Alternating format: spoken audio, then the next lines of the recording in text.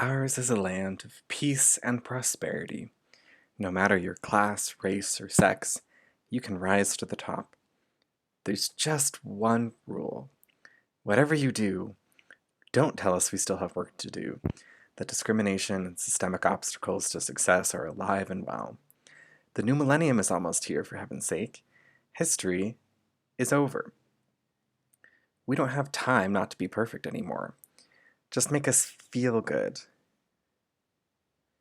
Don't worry, America. I've got you. Huh?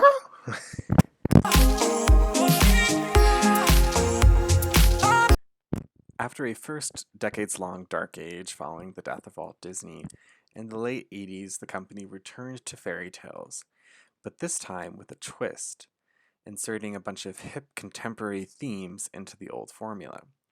Pocahontas and Hunchback tackle the evils of colonialism and discrimination. The Lion King and Tarzan deal with coming of age as accepting responsibility. The Little Mermaid treats coming of age as rejecting responsibility. And Hercules is about the challenges of being a celebrity athlete, I guess.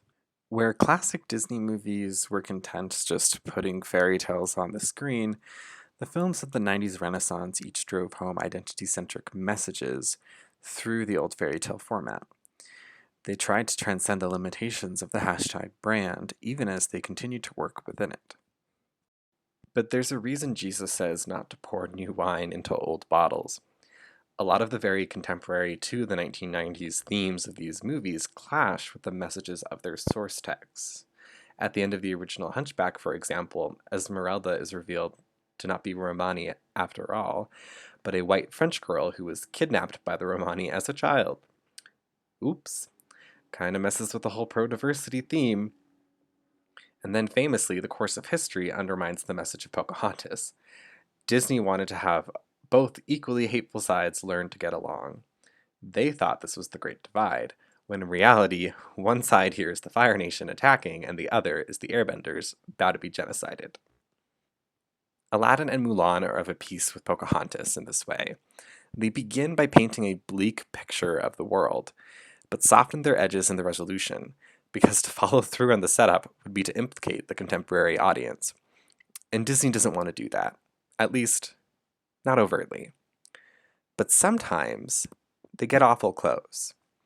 It's the explosive nature of these films' themes, the injustices of hierarchies of class and gender, and the tension of Disney's politically cautious walk-the-line approach that make these movies so delicious and frustrating.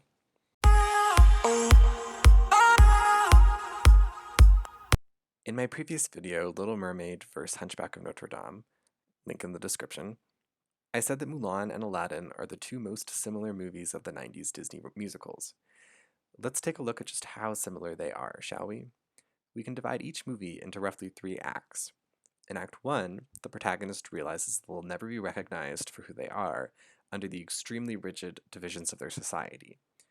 Then, a twist of fate enables each of them to do what they want, but only under false pretenses. In Act 2, the protagonist gets what they want in their false identity.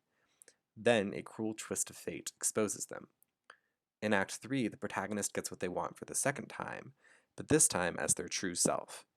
But importantly, the status of the broader social class to which each character belongs remains unchanged.